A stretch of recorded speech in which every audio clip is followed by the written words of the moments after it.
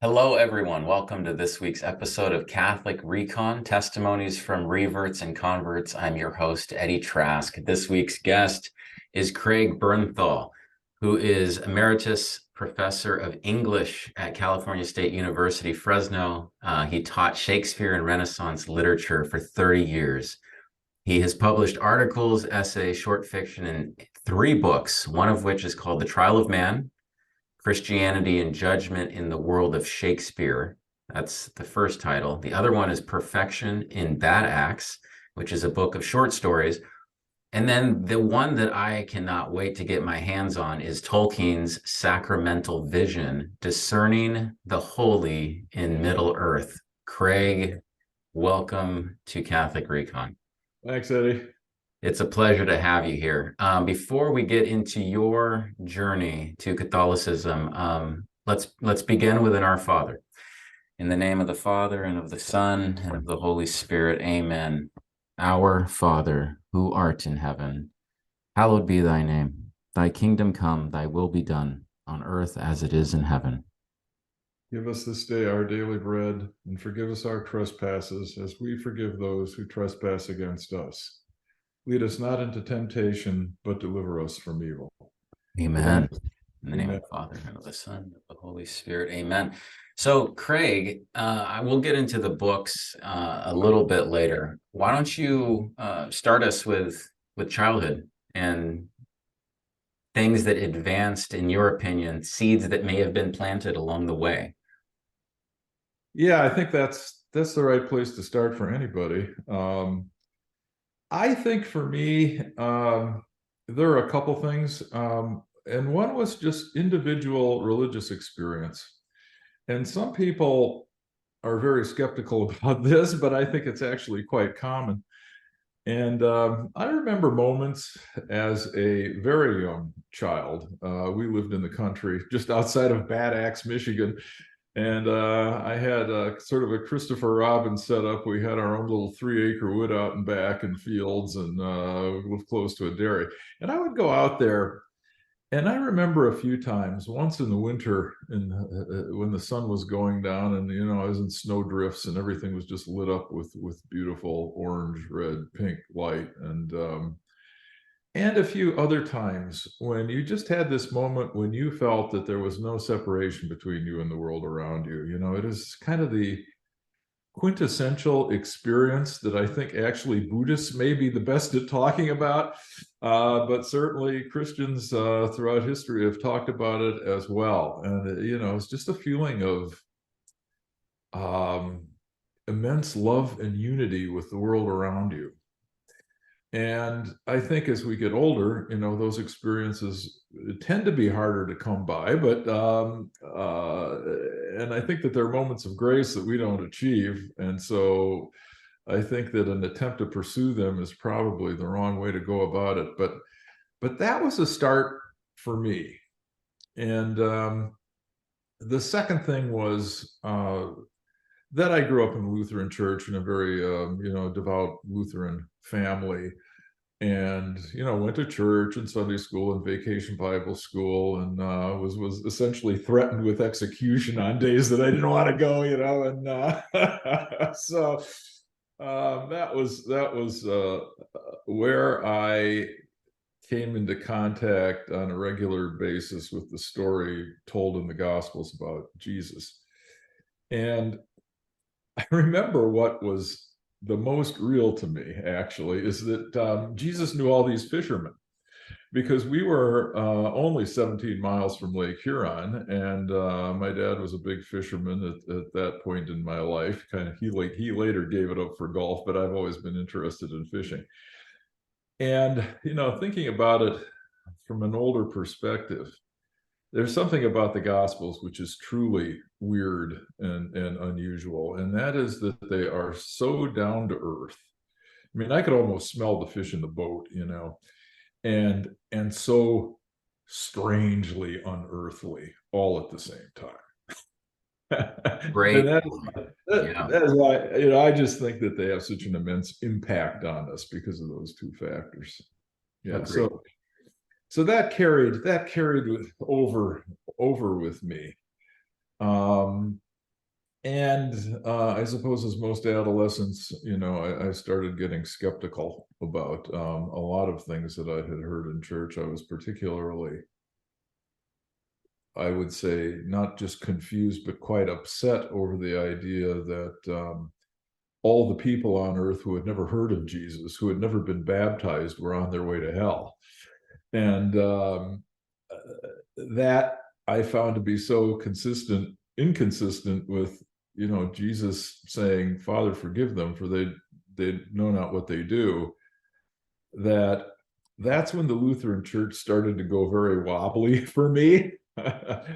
I grew up in a time, and I'm not so sure that the practice is the same, but we spent 2 years studying Luther's small catechism, memorized Bible verse after Bible verse, memorized answers. And when we were confirmed, and that would have been about age 13,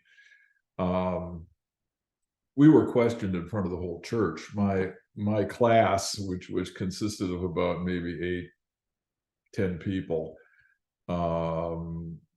and that was a sort of nerve-wracking experience. But at the end of that, we all had a big party to look forward to, and we had gifts and everything, and the whole family turned out for it. And so there are a lot of things about the Lutheran Church that I really appreciated, and that's just scratching the surface. But also some things that from an intellectual point of view and a moral point of view also deeply bothered me. So Sure. Like what so are you thinking again in adolescence that some of those?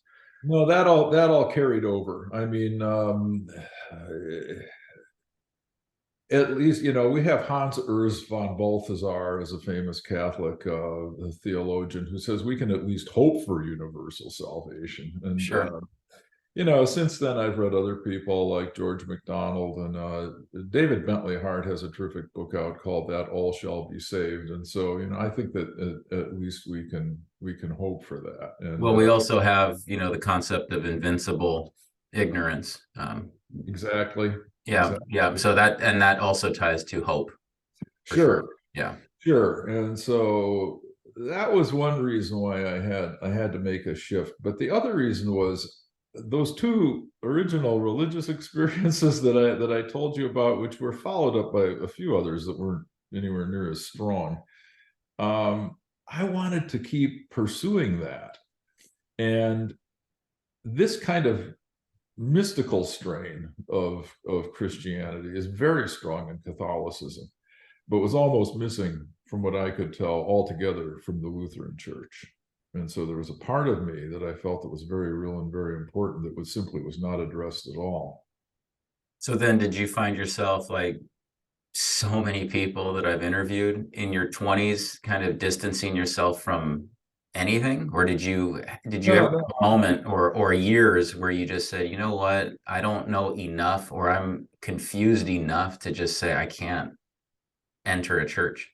I pursued it in other directions, because although I had a lot of Catholic friends, and some funny stories about that if we have time. For me, the Lutheran Church was Christianity, because that's about all I knew.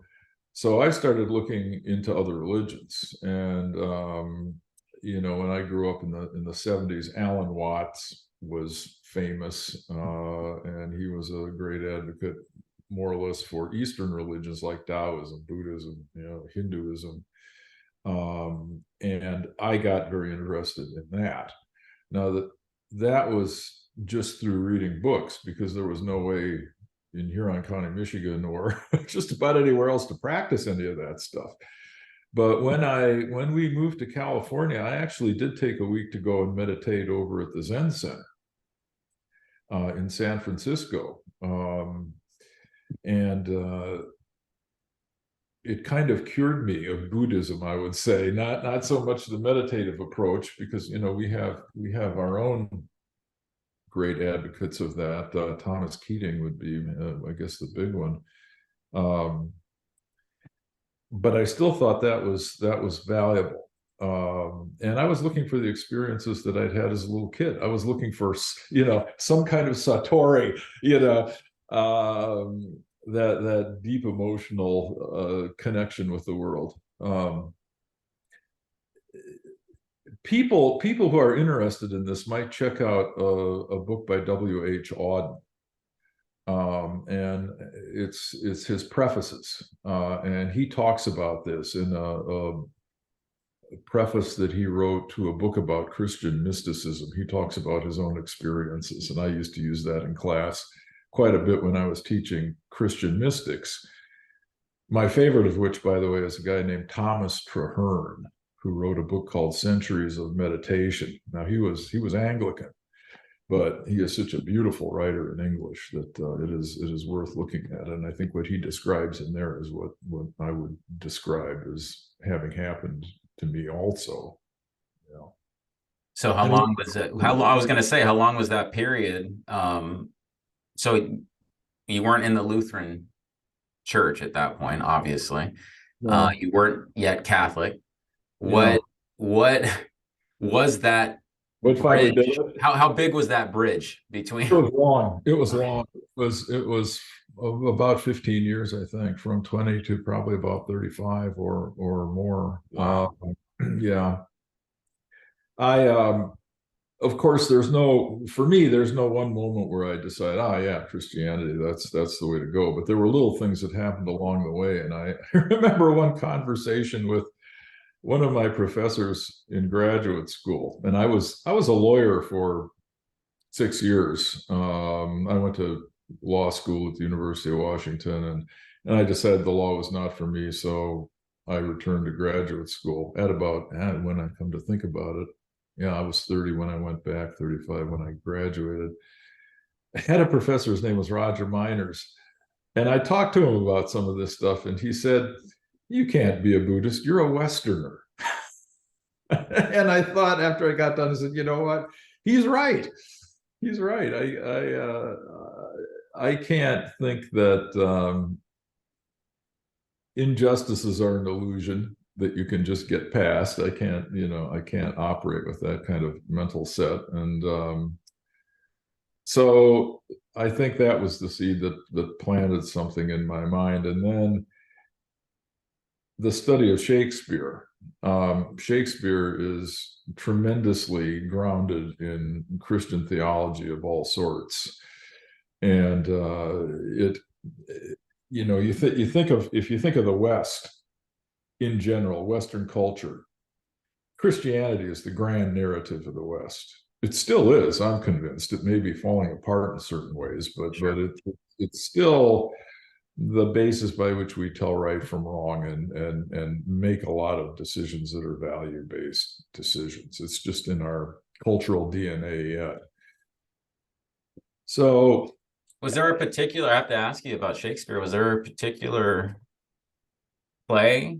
Was there a particular line that you can think of that was? Well, there is one, actually. There is one that comes from a play, As You Like It, where one of the characters says, "I will chide no man but myself, against whom I know the most faults," which seemed to be quintessentially Christian. Absolutely. Yeah. So at any rate, I was actually working on a Shakespeare book, and I was in Washington, D.C., and my sister and her family were in Annapolis. So I was, freeloading on them. I was staying in Annapolis and taking whatever transportation I could get into Washington and working at the Folger Shakespeare Library on this book, The Trial of Man, which was also connected to my PhD thesis. And as I was doing that, of course, I was looking into every kind of, religious dimension of Shakespeare's work that I could think of, because I was interested in Shakespeare from two perspectives. One was just judgment in a legal sense, but the other was judgment as in judging between right and wrong, judgment as in God's judgment of people. All of these things were kind of swimming around in my mind. Well, my sister had just become Catholic. And the way that happened was that her husband, Gil, who had grown up Catholic, but when he married my sister Kathy, he just sort of switched over to the Lutheran Church. That was what she was part of, and so that was how that worked out, marital stuff. But he got colon cancer, and when that happened to him, he wanted very strongly to go back to the Catholic Church. Okay. And so she followed him back into the Catholic Church. She was, went through RCI, and she had all these books kind of just laying around the den where I was sleeping on the pull-out couch, and I started reading them.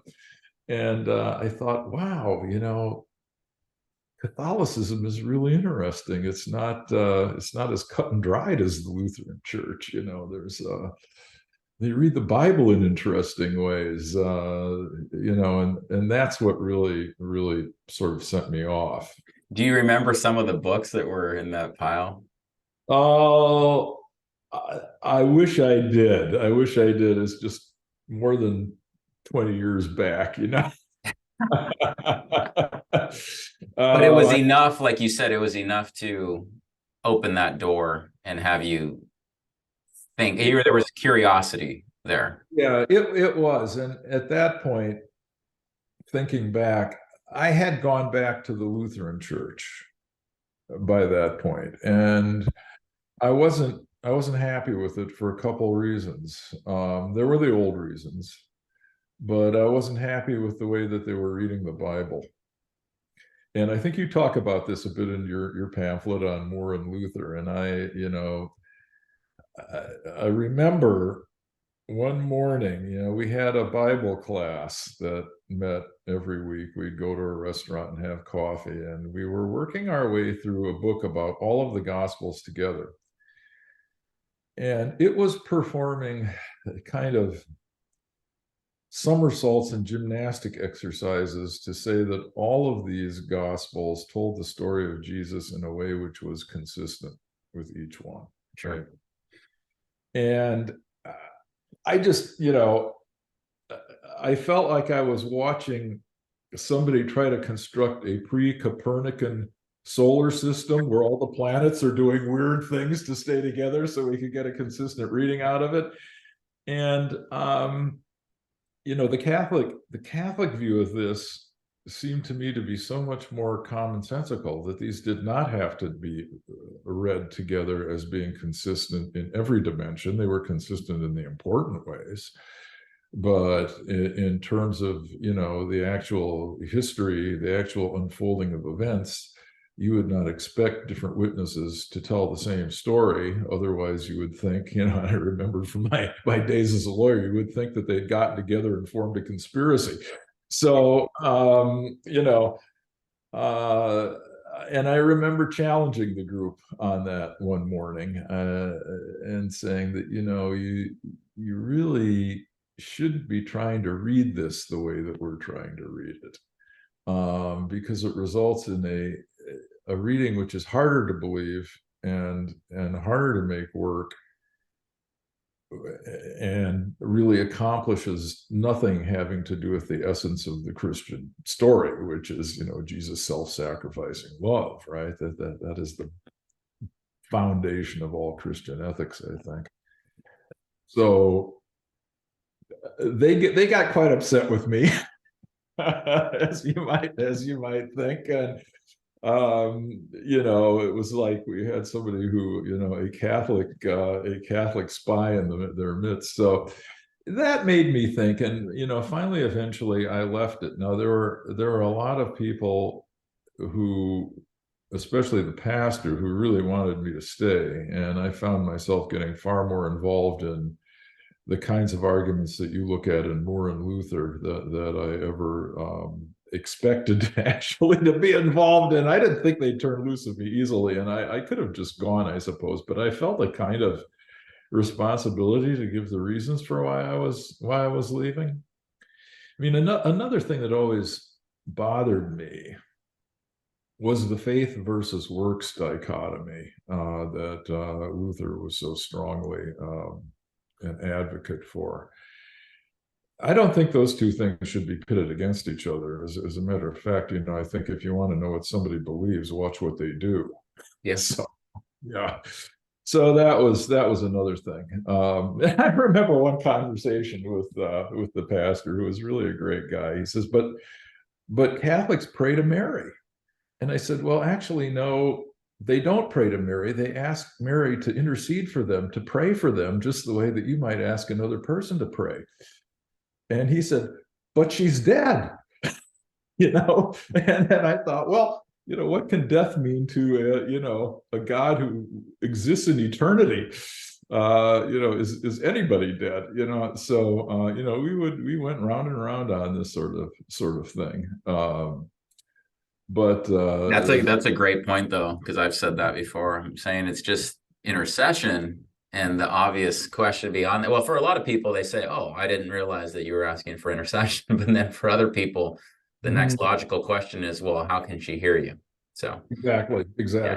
That's the profession to go through. Yeah, and then of course the other one is you kind of run into the idolatry thing. Well, Catholics have statues of all these saints and things in their churches, and they say, well, we've got the Baseball Hall of Fame with pictures of the MVPs too, or don't you have a photo album with people in your Oh family? my God. Yeah. Yeah. So we went through all that. There just really is almost no understanding of Catholicism in a lot of Protestant denominations, I would say. Yeah, absolutely. So you challenge the group, you formally leave the church, but at that point was it like, let me walk out of the Lutheran Church and walk straight into RCIA, or was there still? I walked right out of the Lutheran Church into RCIA. I went to the Newman Center here in Fresno. Oh, wow. And Know it well. Yes. Father Perry was the priest there, and I just told him my story, and he said, basically, welcome in, we'll fast track you. And Wow. he recommended a book for me by Richard McBrien, which was essentially, is a big, thick book about the Catholic theology. I can't remember the name of the book, but McBrien would have been a famous name, and I read through the whole thing. So that was mainly RCIA for me, a kind of do-it-yourself job, which I'm not sure it's necessarily the best way to do it. But do you remember having objections after finishing that book, or speaking to the priest? Do you remember? I didn't have objections, and I still don't. How should I put this?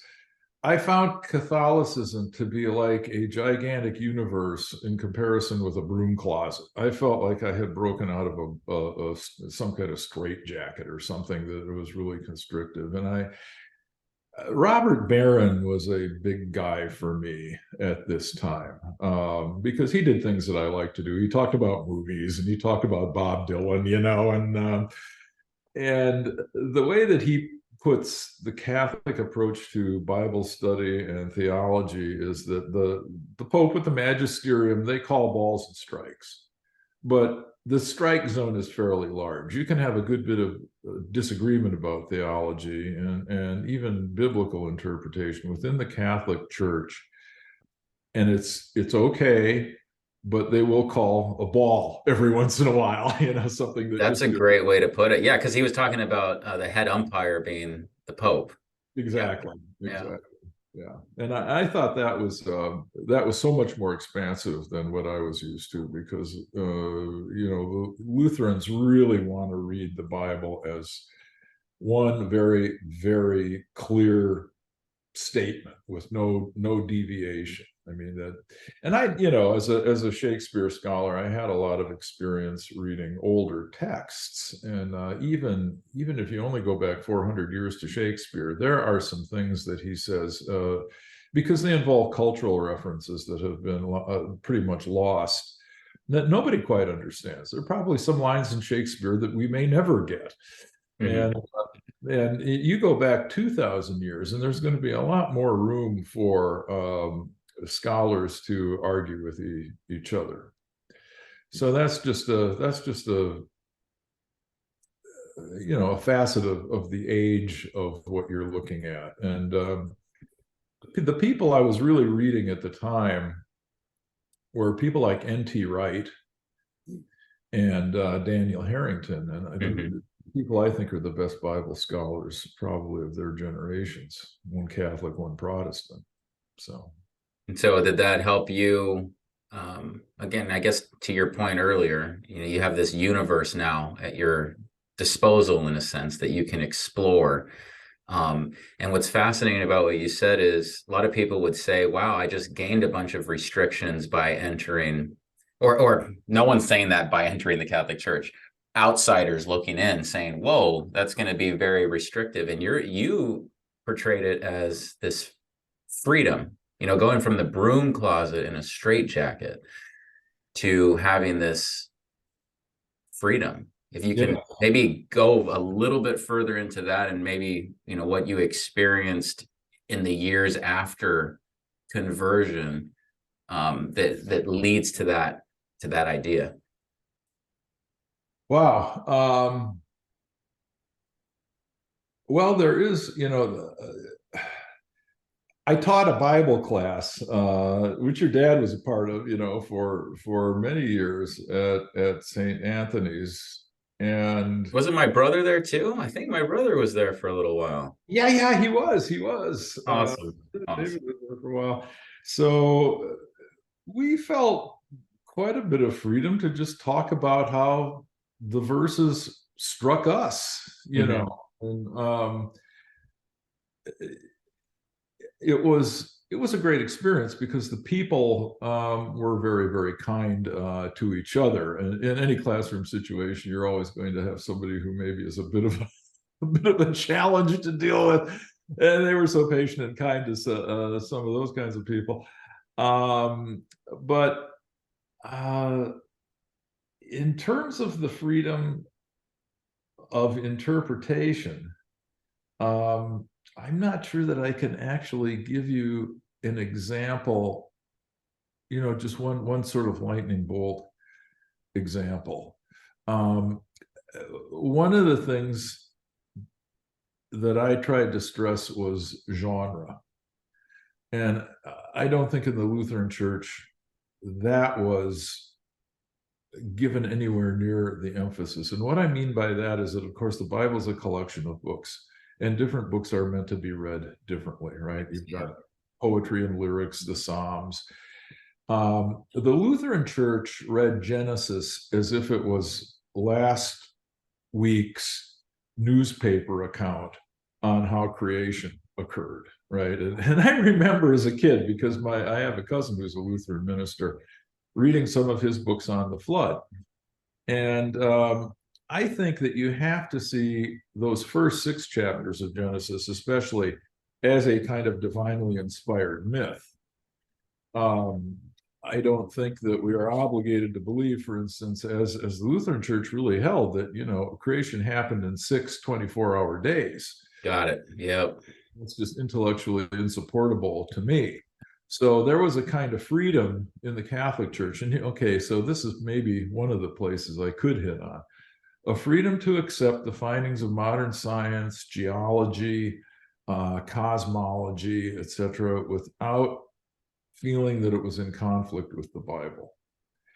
And, I met Christopher Hitchens, who was a friend of a friend.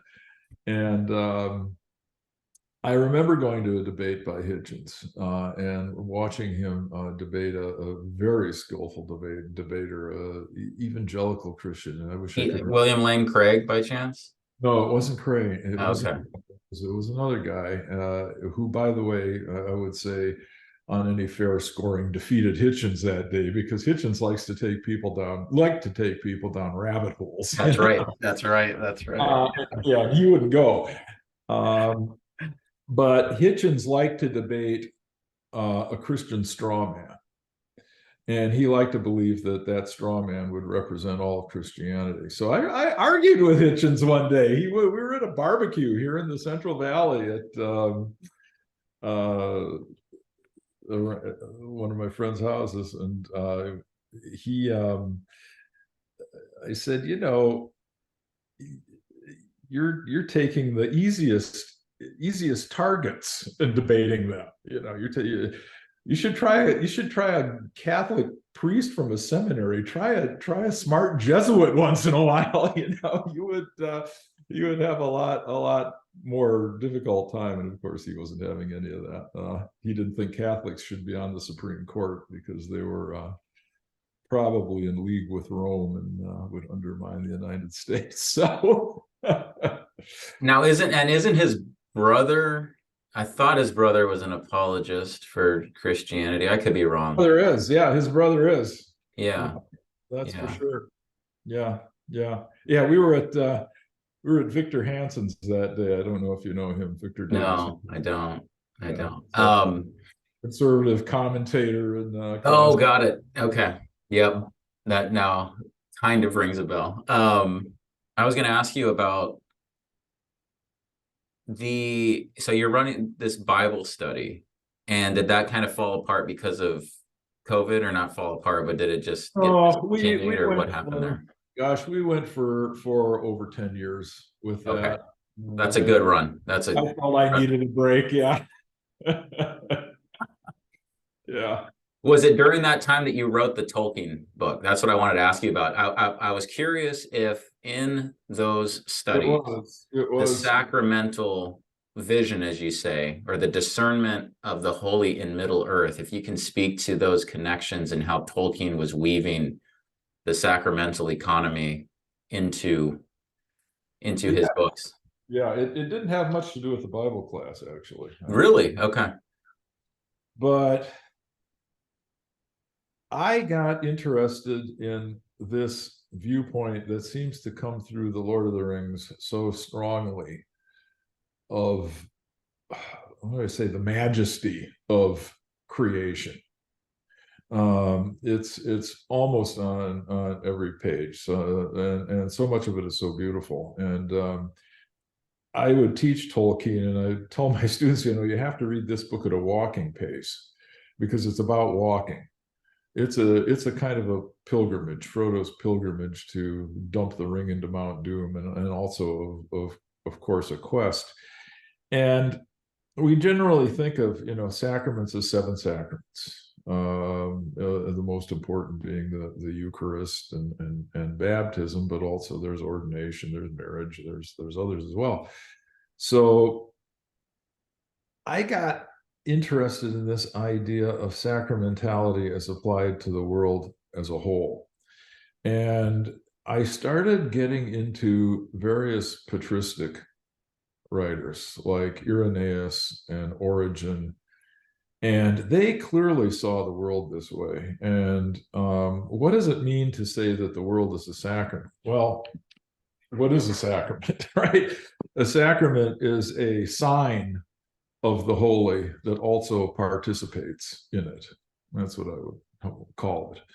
So that bread and wine are a sign of the body and blood of Jesus, which I would say just as, Jesus as a whole that we're taking into ourselves. But they also participate in it. They're not just a signifier. They're not just it's not just a remembrance. I have a Nazarene friend who I argue with about this once in a while. It's not just a feast of remembrance, although it certainly is, but it is also actually the body and blood of Christ that you're taking to yourself. That's the Catholic belief. And, on the basis of the Gospel of John, if you take it as literally as most Protestants would like to take the Bible, I don't see how they could come up with any other idea, because it's right there all over the place in John. So the universe is the same thing. It's just not a special instance of sacramentality. It's something that God created, which points back toward God. All of the people in the early church understood this, and it also participates in the being of God because God is immanent in the world, and He's the one who continually sustains it. So, I think if you have that viewpoint, you get Tolkien's viewpoint, and I think that this is a viewpoint which is especially Catholic.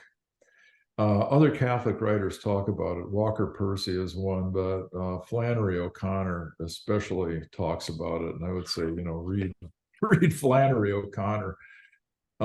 She says that this is a part of the Catholic imagination, and that if you're a writer and you want to say something that is beyond just superficial, that this is the way that you have to see the world.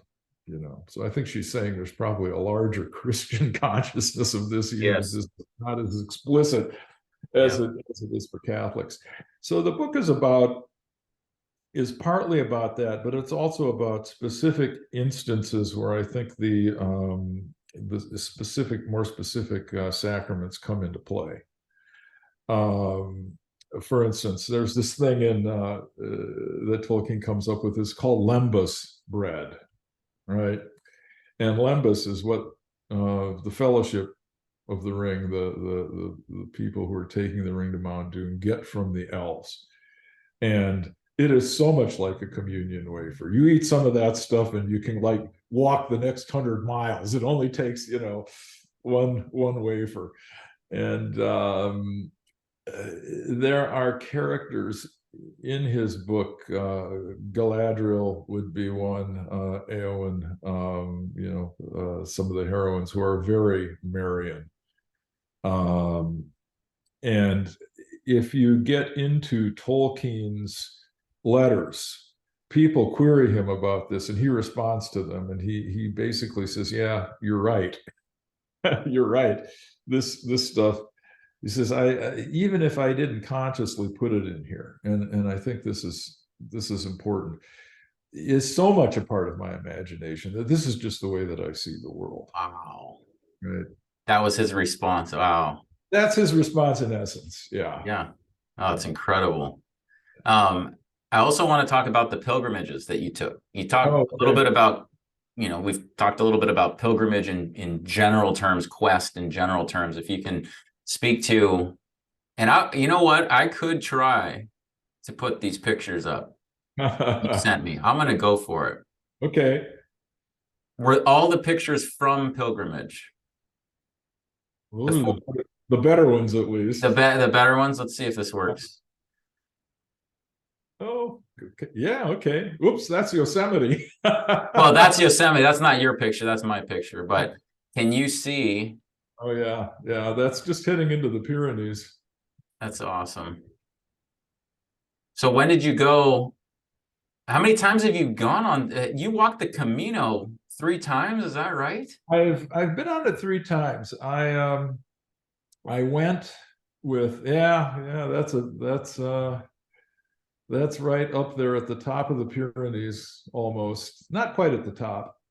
A famous statue. Okay, that's so beautiful. Yeah, and we had a perfect day. I mean, I'd been over the Pyrenees before, and I didn't get to see that because it was rain and hail and all sorts of horrible stuff, but we had a beautiful day that day. That's awesome. Sorry, I'm just going to pull up the other ones too, because I think they're so beautiful. I wanted to try something different for once. So where's this? Where's this? Is this also? This is the same place. It's same place. Yep. Oh my goodness. And then you also took. Oh yeah. Now this I thought was the best cross that I saw on the Camino. And actually, this is in France. So this last time, it worked out a little bit oddly. I wanted to do something I hadn't done before. I wanted to go over 1,000 miles, actually. And we started in Le Puy in France, which was a very famous sending off point. So it's almost on the Swiss border. And we were going to walk across France and then across Spain and then all the way to the Atlantic Ocean. So the end of the pilgrimage is usually Santiago, which is very close to the Atlantic. But you have a few more days walking to go to get to the Atlantic. Well, what happened was we got across France, we went over the Pyrenees, and I got COVID. So that brought that pilgrimage to a halt. But all the way across, you see crosses, every kind of cross that you can imagine. And that one was in a place called the Sully Valley, one of the more incredible places I've ever been in my life. And the idea of positioning that cross so that it would catch the rising sun. You talk about a sacramental statement. Yes. Yeah. So there it is. That's a real Lord of the Rings moment. That's beautiful. That's absolutely beautiful. Oh my goodness. You're going to do it again? Are you going to go back out? Well, I didn't make the trip. And so I'm 71, so I don't think I should wait too long, but I do have the idea of going again and trying to get that 1,000 miles. Yeah. So it was the third time. The first time I went with a couple buddies from Fresno, and we didn't have time to do a lot. We went 200 miles. We started in León, Spain, and went to Santiago.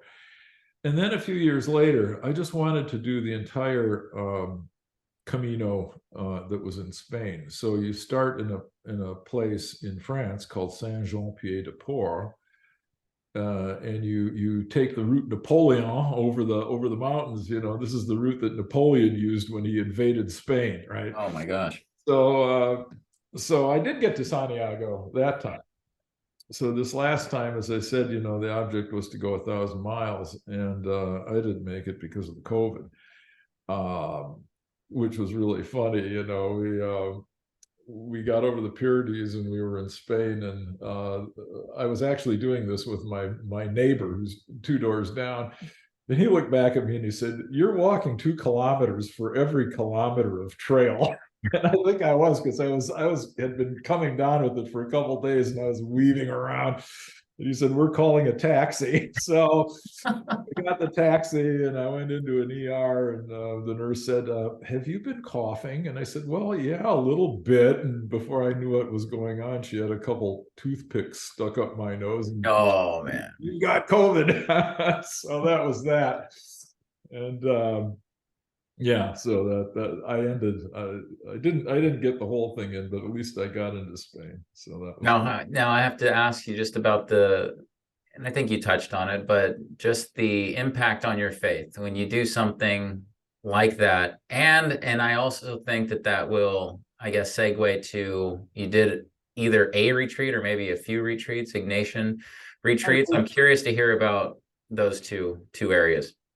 Well, as far as the Camino is concerned, things happen to you that you don't expect. I mean, you do have these moments of grace, but they were different. They weren't the kinds of things that I was actually hoping that I would have, you know, which would be more like that childhood experience. They come through the people that you meet. They come through the people that you meet. And the first time I did it, I hadn't trained very much, and I was definitely overweight for that trip. And I had the worst trouble with blisters. Just having agony, you know, every step of the way for a while there. And the first day out, we had met this young guy who was just out of the army in South Korea, Young-soo. And he and I got to be great friends, you know, and there came a point where the group had to split up. My friend and his son, Bruce and Cole Thornton. Cole had gotten sick. He'd gotten something bad to eat, I guess, you know, and so they had to go ahead a few stages and get some medical care. And we didn't link up with them again until just before we got into Santiago, because they were ahead of us quite a ways. We made up some distance. But Young-soo, you know, he stuck with me despite all of my foot trouble and everything else, and one of the kindest individuals I have ever met in my life, and an atheist, right? He could not believe that you know, anybody would ever believe somebody could die and then rise again. You know, this doesn't make any sense to me. So it gave me a whole different take on, should I say, you know, this divide again between believers and people who don't believe. And I think over the years I have simply come to the conclusion that the essence of Christianity really is self-sacrificing love. And if you meet a person like that, they may be a deeper Christian, even in ways that they don't understand intellectually, than some people who claim that they are, or some people who would like to be. I mean, you know, it'd be as charitable here as possible. No, I understand. Yeah. But yeah. So there was that. And every time that I have gone, and this last time especially,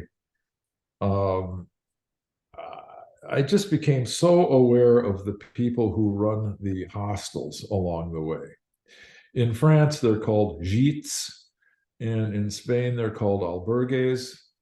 And these people have really dedicated themselves in a lot of ways to helping people make the pilgrimage.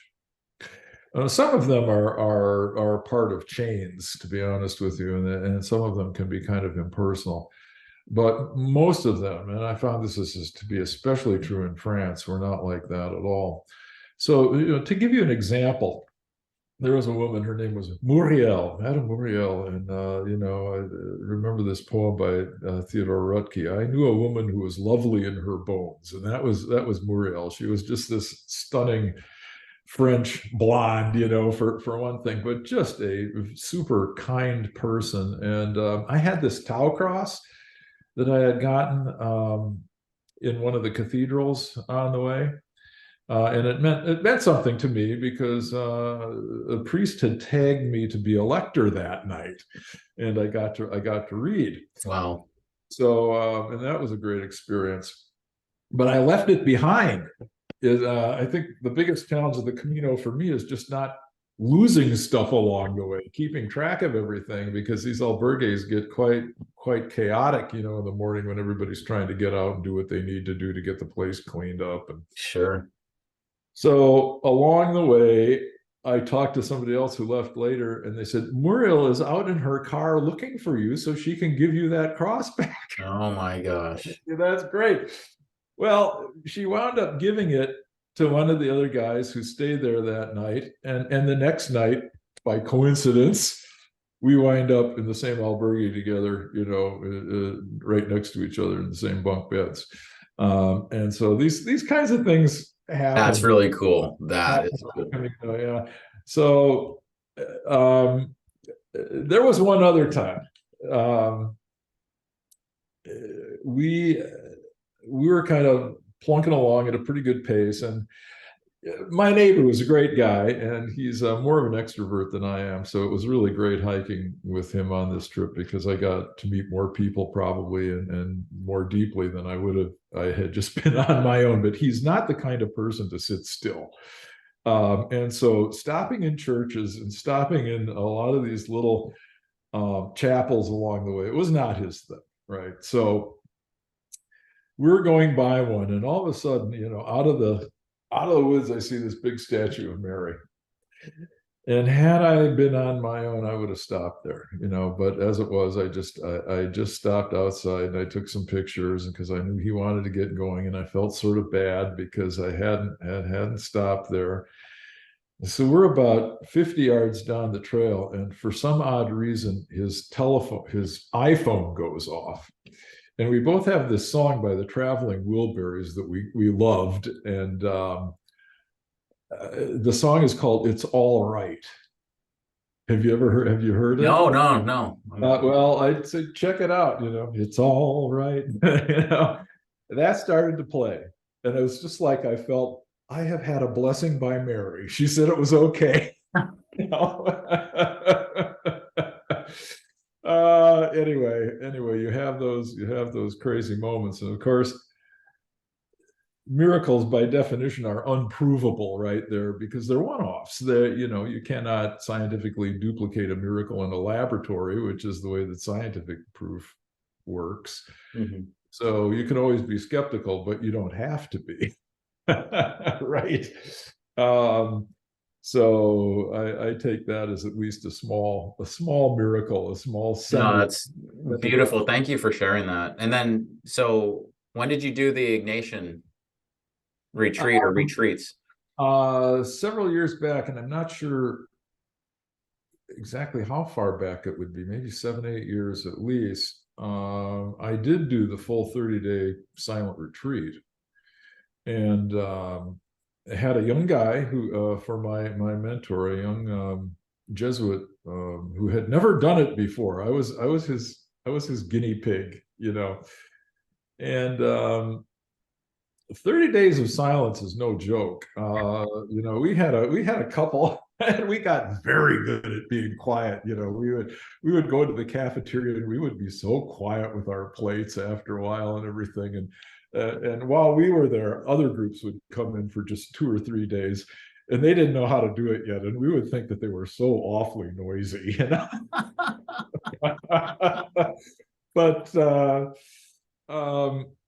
what happened to me on that retreat, and I think, again, this is very, very individual, is that I just got in touch with a lot of things that had made me angry over the years. I mean, I was just like a bubbling volcano with that stuff. So, they said, think of this as going on a vacation with Jesus for 30 days, that kind of silence. And for me, it was more like 30 days of Jacob wrestling with God, Oh, wow. Yeah. something else. So it was a very valuable experience for me. But for me, it was more like, boy, I really got in touch with some dark things. Which is okay. Which is okay. Yeah, exactly. I was going to say, what was it like coming out of the retreat? Because obviously you just said it was valuable. Yeah.